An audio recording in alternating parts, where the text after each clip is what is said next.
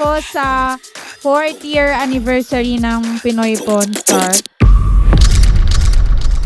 Hi, my name is Ronald Ian Borja at isa akong electrical engineer by profession. Mas kilala ko bilang Ianetics sa Facebook. Pinakatumatak sa akin sa lahat ng mga questions is yung mga history. Favorite ko talaga yan since high school, college. History ng Philippines, ng world history, Asian history, at saka yung mga bagay na may kinalaman sa history na meron pa rin hanggang ngayon na nakikita natin, lalo na dito sa Pinoy Pawn Stars Museum. Mahalaga na pinapahalagahan natin yung pagiging Pilipino natin dahil ito yung sarili nating pagkakakilanlan.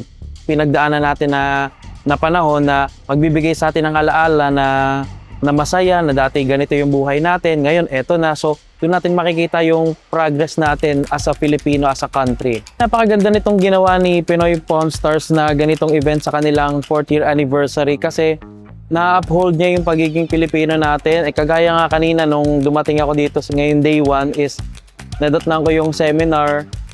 Yung sa pakikinig pa lang ng seminar, parang may engganyo ako dun sa yung mangolekta rin ako ng mga bagay na personal ko, na nagpasaya sa akin dati, or mga kinagigiliwan ko ng bata ko, or mga bagay na may kwento. So mahalaga yung mga ganitong event para mapukaw natin yung interest ng mga tao sa mga ganitong bagay, pagkokolekta. Kasi yung mga ganyang bagay, akala natin maliit na hobby lang, pero ang totoo, malaki yung naitutulong niya sa atin at sa mga tao sa paligid natin.